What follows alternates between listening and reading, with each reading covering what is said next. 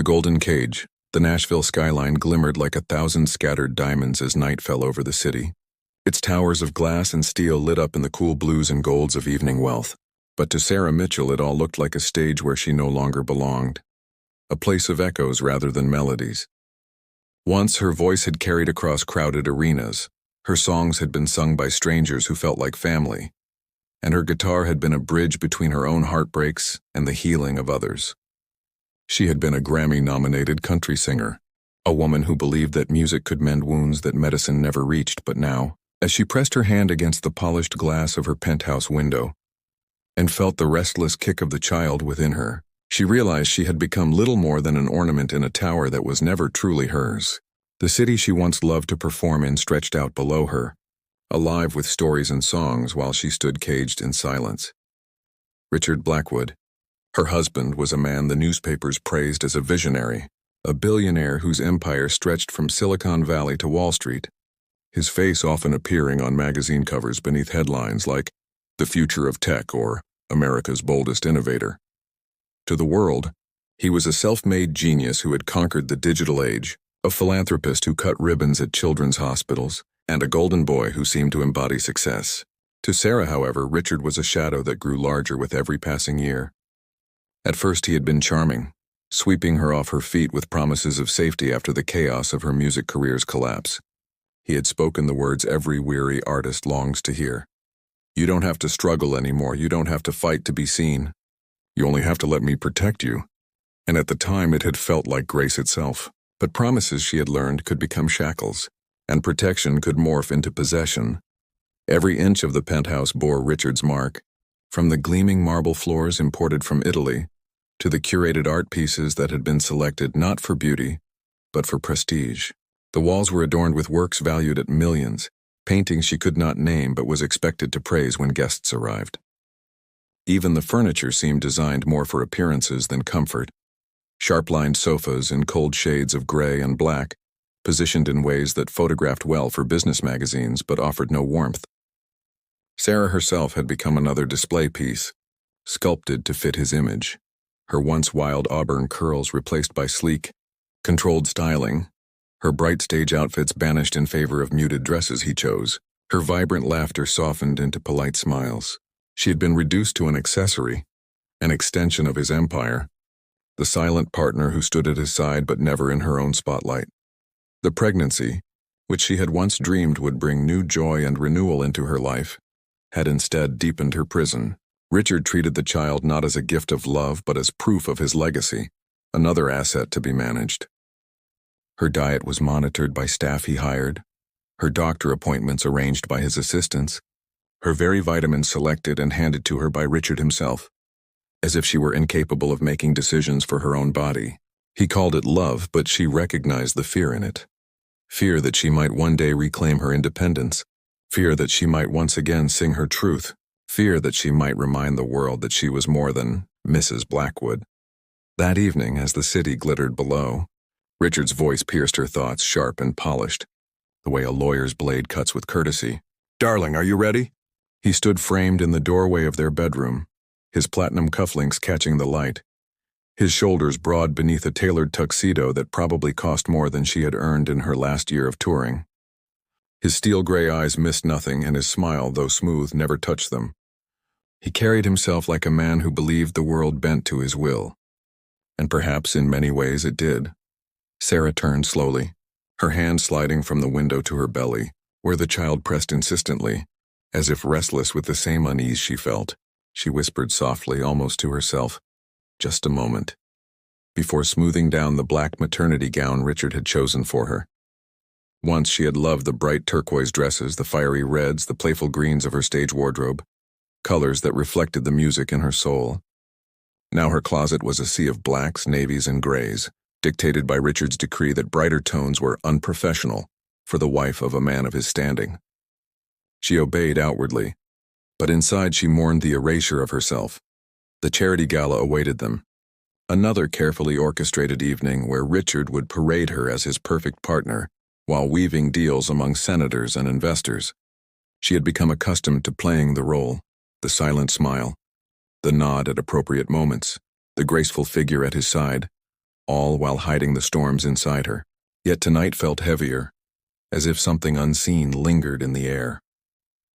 When they arrived at the Hermitage Hotel, its ballroom transformed into a winter wonderland of crystal chandeliers and imported white roses, Sarah forced herself into her role. The flash of cameras, the polite laughter of the wealthy, the swirl of champagne, all of it blurred around her.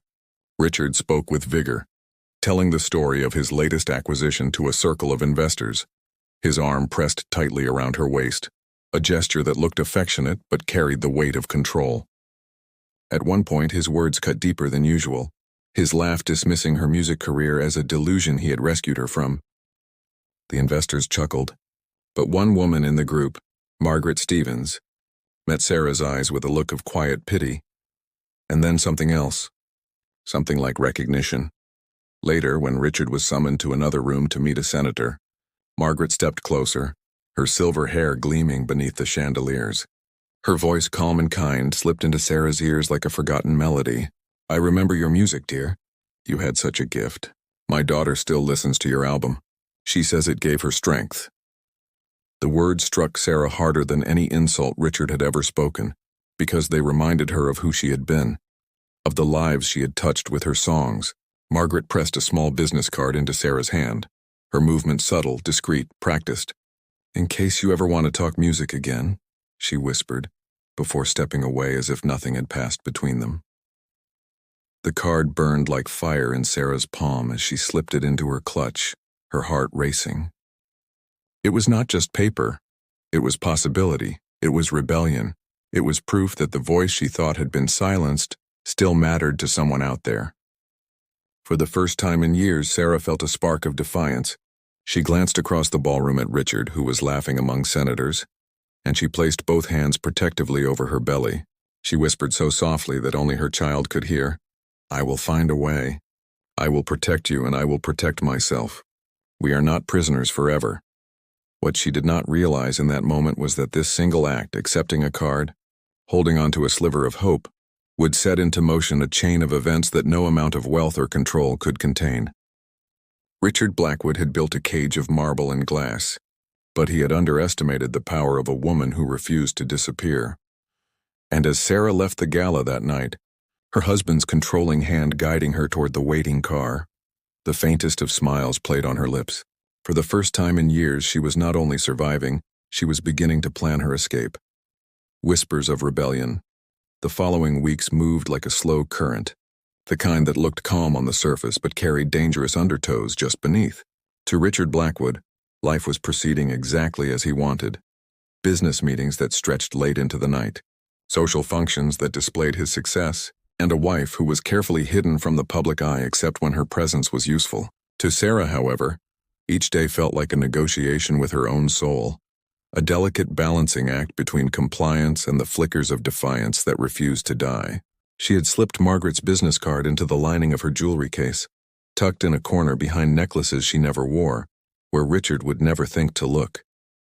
It remained there like a heartbeat, a secret reminder that her music had once mattered, and perhaps could again.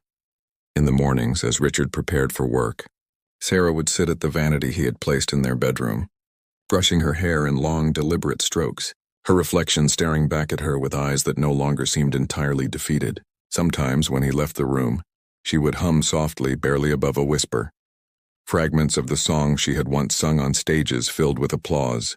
At first it was nothing more than habit, the remnants of a muscle memory that refused to fade. But soon the humming became bolder, and one morning she caught herself softly singing a line from her old song, Broken Fences. The sound startled her, not because it was loud, but because it felt alive, real, raw. She stopped immediately, her heart hammering, glancing at the door as if Richard might have heard. But no one came, and the silence that followed felt less like fear and more like possibility. Yet Richard's control grew sharper with each passing day. He had noticed her renewed energy, the way her eyes no longer seemed entirely vacant, and it unsettled him. He began insisting on reviewing every appointment, every call, even her walks through the penthouse garden. He hired a live-in nurse under the guise of ensuring the baby's health, a woman who reported to him quietly at the end of each day. Sarah felt the walls closing in further, The freedom she once took for granted now reduced to moments stolen in the shadows of her own home. Even her wardrobe grew darker, the colors of mourning, as if her very identity were being dressed for burial. The baby's kicks grew stronger as the months passed, almost violent at times, as if the child inside her could feel the war raging in its mother's heart. Sarah found herself speaking to the baby more often. Late at night, when Richard slept beside her, she would whisper promises, her hands resting on her belly, telling her unborn child that one day they would both know freedom, that she would not allow the cycle of silence to become the child's inheritance. Those late-night whispers became her anchor, the one place she could speak her truth without fear of correction or punishment. Emma Williams, Richard's assistant, remained a quiet presence in their lives, efficient and sharp, the kind of woman who always knew what Richard wanted before he asked.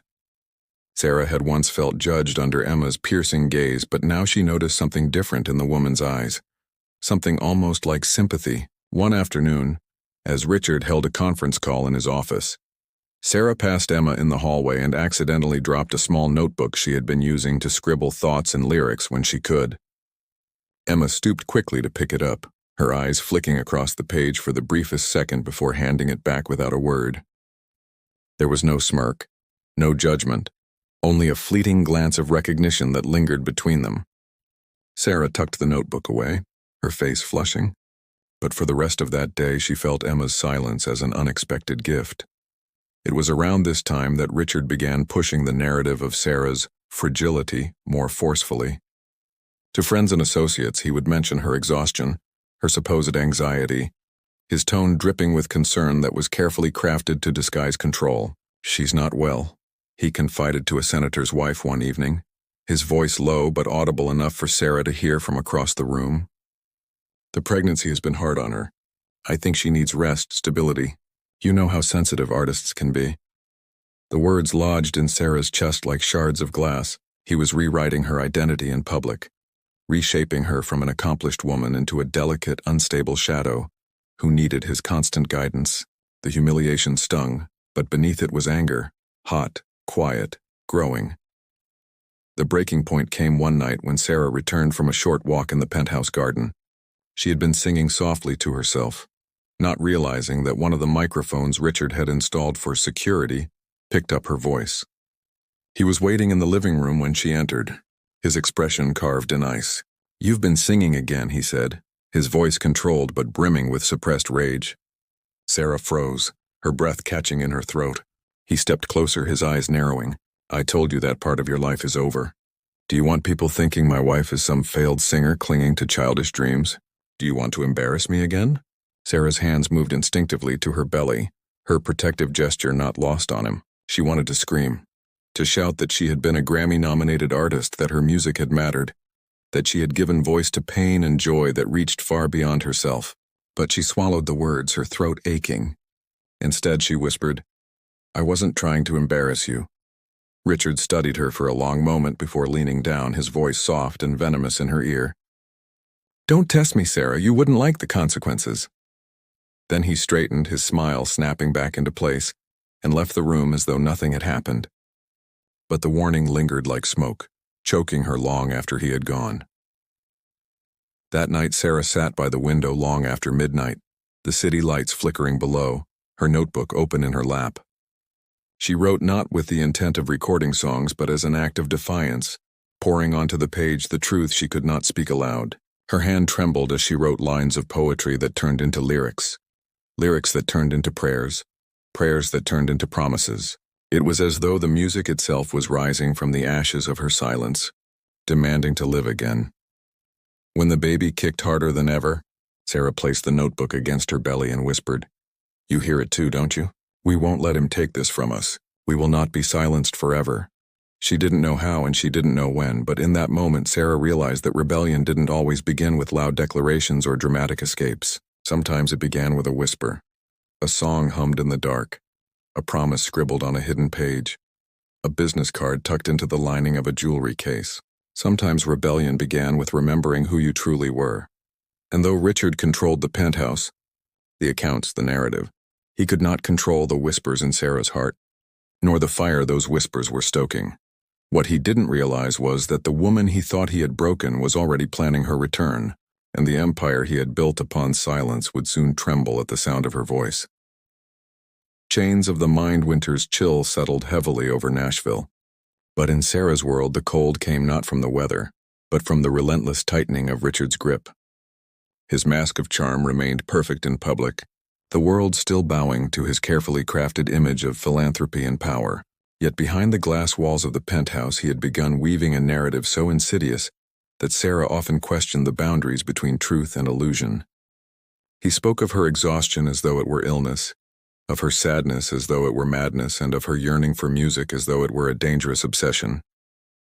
The whispers he fed to acquaintances grew louder, stories of Sarah's fragile state spreading like smoke until she could feel their weight pressing on her chest whenever she met the pitying eyes of Richard's circle. The moment of no return came on a gray afternoon in late January. Sarah had been seated in the garden lounge, a book in her hands that she wasn't truly reading, when two strangers in clinical uniforms entered with Richard. Their smiles were practiced, their words rehearsed. "We're here to help you, Mrs. Blackwood," one said gently, though his eyes flicked toward Richard as though awaiting permission. Sarah had frozen, her pulse racing, as Richard's hand rested firmly on her shoulder. "You need rest, Sarah," he said, his voice low and tender, the way an executioner might speak before drawing the blade. "You've been under too much strain. This facility will take care of you, keep you safe until the baby comes. Trust me, it's for your own good." Her protests had been drowned out by Richard's authority, her cries dismissed as emotional instability. Within hours she found herself transported not to a hospital, as she had first imagined, but to a private wellness retreat, nestled in the hills outside the city. From the outside it looked serene, with manicured gardens, soft lighting, and modern architecture that blended into the forest.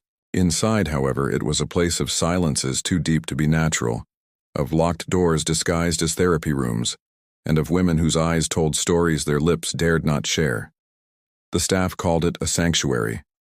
To Sarah it was a prison with softer walls. Her phone was taken, her contact with the outside world cut entirely. Letters she attempted to write were intercepted for her own protection.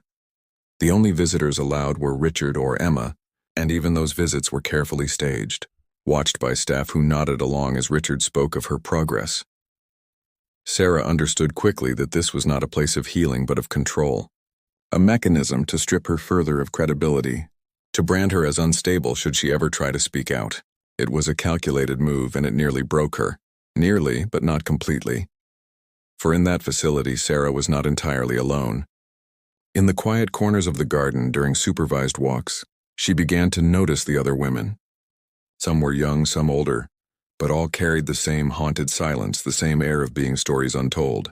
One woman in her 50s with sharp cheekbones and weary eyes approached Sarah during a morning session of meditation. Her name was Laura, and though her voice trembled, her words carried the weight of truth. "You're not the first to end up here because someone powerful wanted you silenced," she whispered when the attendant stepped away. "And you won't be the last. But don't let them steal your voice completely. That's how they win."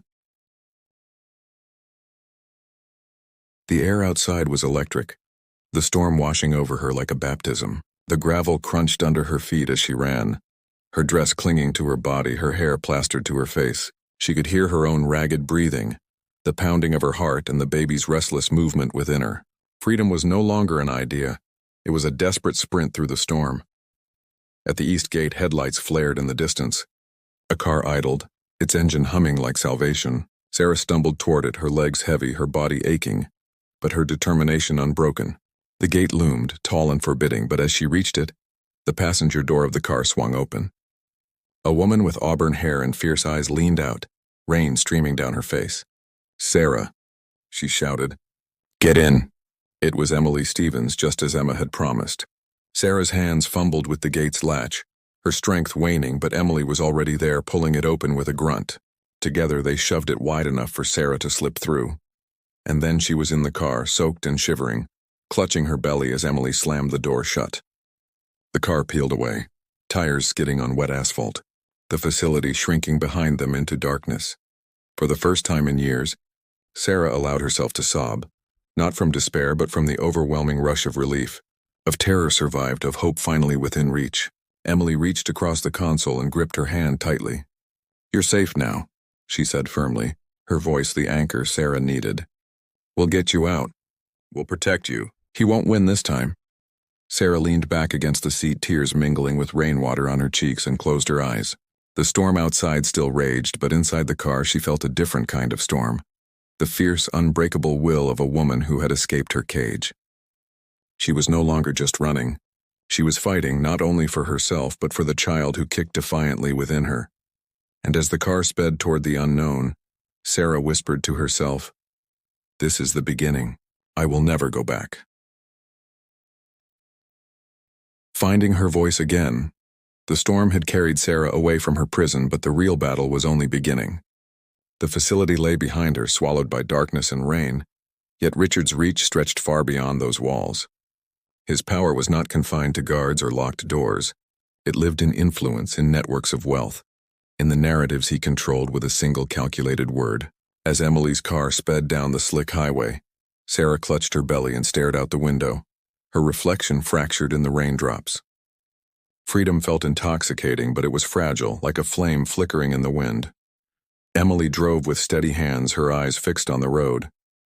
She said little at first, giving Sarah the space to breathe, to process, to absorb the enormity of what she had just done. Finally, as the city lights appeared faintly in the distance, Emily spoke. "My mother was right about you," she said softly, her tone reverent rather than casual. "She told me you were more than what they'd reduced you to. She told me your music carried truth. Now it's time you let the world hear that truth again." The words cracked something open inside Sarah. For so long she had been silenced, made to feel like her voice was nothing more than a nuisance, an echo of a past that had no value. Now here was a woman she barely knew telling her that her voice still mattered, that her songs were not relics but weapons. Tears spilled silently down Sarah's cheeks, not from despair this time, but from the overwhelming realization that she was not invisible, that she was not lost. Emily brought her to a safe house on the edge of the city, a modest home owned by a friend of the Stevens family, a place unremarkable enough to avoid attention. The contrast between the marble floors of the penthouse and the worn wooden boards of the small house was staggering, yet Sarah felt more at peace there than she had in years. The furniture was mismatched, the paint faded in places, but it was real, authentic, untouched by the cold perfection of Richard's world. She ran her hands along the back of a threadbare sofa and felt the strange, profound comfort of imperfection.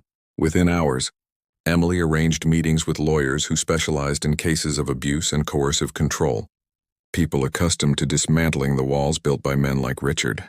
They listened carefully as Sarah told her story, her voice trembling but unflinching.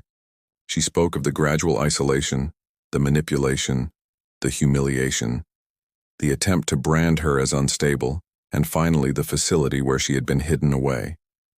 As she spoke, she felt the weight lift from her chest, the shame dissolving with each truth she released. These lawyers did not pity her, nor did they dismiss her. They believed her, and that belief became another stone in the foundation of her freedom. Still, Sarah knew that words whispered in legal offices would not be enough. Richard's empire thrived on image, on perception, on the crafted illusion of perfection. To defeat him, she would need to pierce that illusion in a way he could not control, and she knew with a clarity that startled her that the weapon she needed had been with her all along, her music. Emily, who owned a small independent record label, offered her studio space and the promise of a stage. "You don't have to do this," Emily cautioned gently. "It's dangerous. He'll come after you." But Sarah shook her head, her hands resting protectively on her belly. "He already came after me. He already tried to erase me. If I stay silent, he wins. But if I sing, if I tell the truth with my voice, then no matter what happens, he can't erase me. He can't erase us." The following days became a blur of preparation. Sarah stepped into the recording studio for the first time in years, her hands trembling as she touched the microphone. The space was small, intimate, nothing like the grand stages of her past, but to her it felt like a cathedral. She closed her eyes and let the music rise from within her, raw and unpolished, a mixture of pain and hope, despair and defiance. The songs poured out of her like confessions of cages and chains, of silences forced, of the fire that refused to die. Emily and her team listened in stunned silence, knowing instinctively that these were not just songs but testimonies, the kind that would reverberate far beyond the studio walls. When the performance was streamed online weeks later, it was not announced with fanfare or industry hype. It was raw, unfiltered Sarah standing before a single microphone, her swollen belly visible beneath a simple dress, her voice trembling at first, then soaring with undeniable power. She sang not for fame, not for charts, not for applause, but for truth. She told her story through melody, laying bare the reality of control and abuse hidden behind wealth and charm. Her words cut through the air like lightning, and people listened. Thousands, then millions. Social media lit up with her performance, her name trending once more. But this time not as Richard's ornament, but as Sarah Mitchell, the artist, the survivor, the mother. The exposure struck Richard like a blow. His carefully woven narrative began to unravel, reporters digging into his past, into the facility, into the testimonies of others who had been silenced by his empire. His polished smile faltered under the scrutiny, and the steel in his eyes hardened into desperation. He tried to fight back with lawyers, with threats, with public denials, but the tide had turned. The more he resisted, the more the world saw through him. Sarah's voice had pierced his armor in a way no courtroom argument ever could. And through it all, Sarah held firm. She gave interviews not salacious or bitter, but calm and steady, her words carrying the weight of lived truth. She spoke not only for herself, but for every woman who had been silenced, every person who had been told their dreams were delusions. Her belly grew heavier as the due date approached, and with each passing day she grew stronger, her defiance blooming into hope. When her child was finally born, it was in a small hospital room filled not with marble and chandeliers, but with the steady hum of nurses and the warmth of genuine care. She held the baby to her chest, tears streaming down her face, and whispered, "You are free. You will always be free." In that moment, the weight of years lifted, replaced by the fierce, unyielding love of a mother who had fought not only for her own survival, but for the future of the life she cradled. Sarah did not return to the penthouse, nor did she seek to reclaim the glittering world Richard had offered. Instead, she built a new life, modest but her own, filled with music and laughter, with imperfection and authenticity.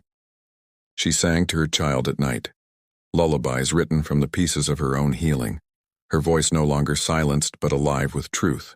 And as her songs reached others, as her performances grew from small stages to larger ones once more, she carried with her the message that had become her anthem. True wealth is not marble floors or glittering chandeliers, not bank accounts or power over others.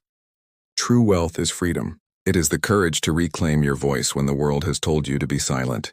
It is the strength to rise from captivity and sing again. And so, Sarah Mitchell, once silenced, once hidden, once caged, stood in the light once more, her voice carrying across stages and screens, her child's laughter echoing in the background of her new life. The cage had broken, the storm had passed, and in its place stood a woman reborn. She was not just a singer. She was not just a survivor. She was proof that even in the darkest prison, the human spirit can rise, can fight, can sing. And this time, nothing and no one would silence her again.